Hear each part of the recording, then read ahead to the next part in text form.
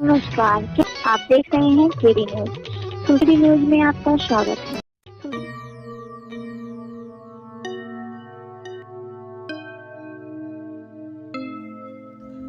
उत्तर प्रदेश में अयोध्या से शुरू हुई आम आदमी पार्टी के राज्यसभा सांसद संजय सिंह की यात्रा केवल राजनीतिक अभियान नहीं बल्कि उत्तर भारत की बदलती राजनीति हवा को टटोलने का एक प्रयास भी मानी जा रही है।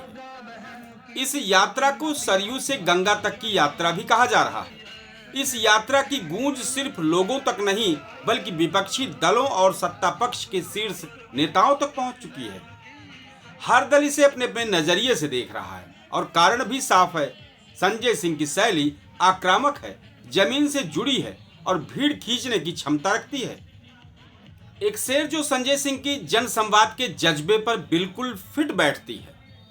सड़कें भी तुम्हें चलना सिखा देती है जनाब, सड़कें भी तुम्हें चलना सिखा देती है जनाब, मंजिलें उन्हीं को मिलती है जिन्हें हौसले पसंद होते हैं। आइए खबर को आगे बढ़ाते हैं। अब इस यात्रा पर अन्य दल किस रूप में ले रहे हैं, तो सबसे पहले हम बताते हैं भारतीय जनता पार्टी को लग रहा है कि यह सीधी चुनौती नहीं लेकिन जमीन पर पैठ बढ़ाने की कोशिश है। भाजपा इस यात्रा को सीधे चुनावी खतरे के रूप में नहीं देख रही है लेकिन इसे नजरअंदाज भी नहीं कर रही है। अब इसका मुख्य कारण क्या है?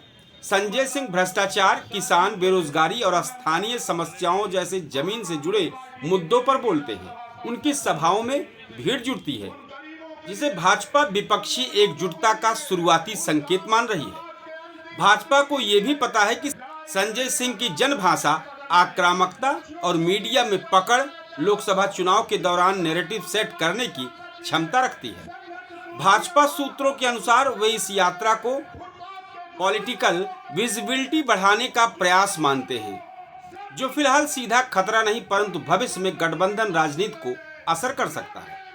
अब इस पर समाजवादी पार्टी क्या सोच रही है? बैकडोर तालमेल की उम्मीद लेकिन सतर्कता भी है। सपा संजय सिंह की इस यात्रा को सकारात्मक रूप में देख रही है क्योंकि केंद्र और भाजपा के खिलाफ साझा राजनीति मंच बने तो उसका फायदा है। आप उत्तर प्रदेश की राजनीति में धीरे धीरे जगह बनाने की कोशिश कर रही है जो भविष्य में विपक्ष को मजबूती कर सकती है। लेकिन एसपी का एक दूसरा डर भी है। दलित, युवा और शहरी वोटरों पर आपकी नजर एसपी के वोट बैंक को भी खिसका सकती है। इसलिए एसपी मतलब समाजवादी पार्टी समर्थन में है लेकिन दूरी भी बनाए रखे हुए है। अब इस पर कांग्रेस का क्या रुख है? विपक्ष की रैलियों को मजबूती लेकिन नेतृत्व का स्पेस छोटा होने का खतरा लग रहा है कांग्रेस को। कांग्रेस इस यात्रा को दो तरह से देख रही है, एक फायदा है और एक घाटा। अब फायदा में क्या है? फायदा में संजय सिंह का आक्रामक स्वर विपक्ष की आवाज को बड़ी करता है। उनकी यात्रा भाजपा विरोधी माहौल में कैडर मोटिवेशन भी बढ़ाती है। अब खतरा क्या है कांग्रेस को? कांग्रेस को खतरा है विपक्ष के स्पेस में आपकी एंट्री कांग्रेस की साइलेंट पॉलिटिक्स को कमजोर कर सकती है। 2027 और लोकसभा चुनाव में सीट शेयरिंग कठिन हो सकती है। कुल मिलाकर कांग्रेस इसे विपक्ष की मजबूती भी मानती है और प्रतिस्पर्धा का बढ़ना भी। अब इस पर बसपा क्या सोच रही है? बसपा चुपचाप है लेकिन बहुत बारीकी से देख रही है। बसपा इस यात्रा को खुलकर प्रतिक्रिया नहीं देती लेकिन अंदर खाने में वे दो कारणों से इसे ध्यान से देख रही है। अब पहला क्या कारण है? पहला कारण है पूर्वांचल व अवध की सीटों में आप धीरे धीरे दलित, पिछड़ा, शहरी गरीब वोटरों को आकर्षित कर सकती है। संजय सिंह की राजनीति शैली हर वर्ग को जोड़ने वाली है जो बसपा की पारंपरिक रणनीति से मेल खाती है। बसपा इसे सीधी चुनौती तो नहीं पर संभावित खतरे के रूप में जरूर देख रही है। एक शेर है जो सत्ता से सवाल पूछती यात्रा पर सटीक बैठ रही है।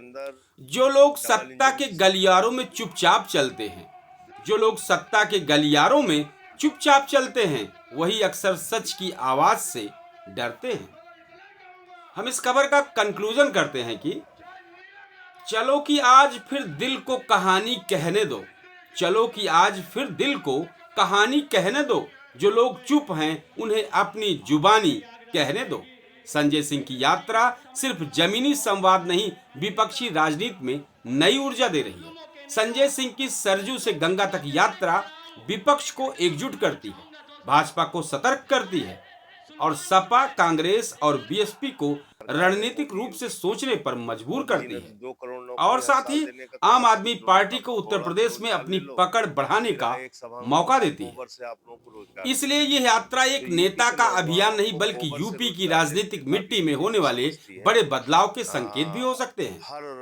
सुना है बोलते बहुत हो तुम, सुना है बोलते बहुत हो तुम मगर सुनते नहीं किसी की। हम आए हैं आवाज लेकर, अब हाल बयान होगा सबका भी।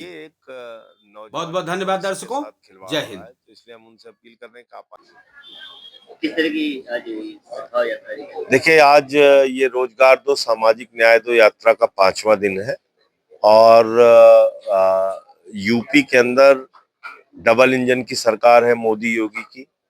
मोदी जी ने तो 2 करोड़ नौकरी हर साल देने का कहा था, फिर उनका पकौड़ा से रोजगार ले लो, फिर आए एक सभा में उनका गोबर से आप लोगों को रोजगार दे देंगे। तो यूपी के नौजवानों को गोबर से रोजगार देने के काबिल बीजेपी समझती है।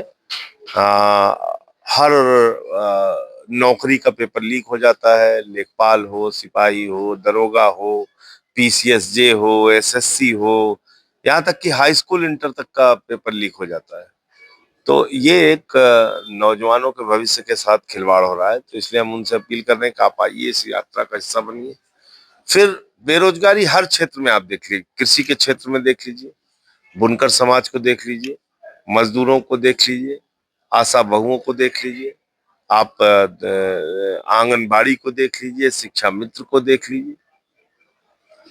तो ये एक बड़ा एक कुटीर उद्योग, लघु उद्योग, सूक्ष्म उद्योग या फिर रेडी पे दुकान लगाने वाले लोग, सबका तो रोजगार तबाह हो रहा है। सारे छोटे व्यापारी बर्बाद हो रहे हैं। तो इसलिए रोजगार की मांग को लेकर यात्रा हम सबसे अपील कर रहे हैं कि आइए और इस यात्रा का हिस्सा बनिए। कल आशा बहुएं और कुछ किसान यूनियन के लोग हम लोगों को मिले थे रास्ते में, उन्होंने स्वागत भी किया। दूसरा विषय है सामाजिक भेदभाव जो इस समय चल रहा है, कभी दलितों के खिलाफ, कभी पिछड़ों के खिलाफ, कभी मुसलमानों के खिलाफ। वो ठीक नहीं है। इससे दुनिया का कोई देश आगे नहीं बढ़ पाया। नफरत की बुनियाद पे दुनिया का कोई देश तो छोड़िए, एक परिवार नहीं आगे बढ़ सकता।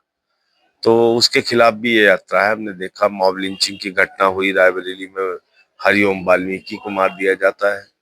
फिर हमने देखा कि किस तरीके से काकोरी में एक दलित बुजुर्ग को, जो पासी समाज से थे, उनको पेशाब चटवाई गई, कथावाचक का सिर मुड़वा दिया गया। बुलंदशहर के अंदर सीआरपीएफ के जवान को घोड़ी पे नहीं चढ़ने दिया गया। तो ये तमाम घटनाएं हो रही हैं।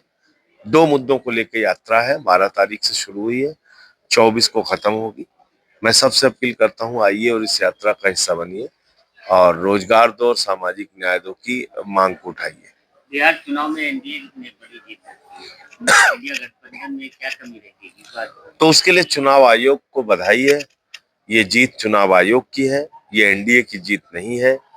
और अब तो आंकड़े भी सामने आ गए हैं। मैं पहले दिन से कह रहा हूँ, अगर एसआईआर होगा तो बिहार का चुनाव हाईजैक हो चुका है। ये मैंने 3 महीने पहले बात कही थी, आज वही चीज सब सामने आ रही है। 202 सीटों में 128 सीटें वो हैं जहां पर कि एनडीए जीता है, और जो वोट काटे गए हैं एसआईआर के जरिए वो उनकी जीत की मार्जिन से ज्यादा है। भाई वोट काटा गया 60,000, बीजेपी जीती से 20,000 से, तो वो 40,000 वोट किसका है? वो 60,000 वोट किसका है जो काटा गया? लाइए नाम और आंकड़े सामने लाइए, पता चल जाएगा। दूध का दूध, पानी का पानी हो जाएगा। आप देख रहे हैं केडी न्यूज।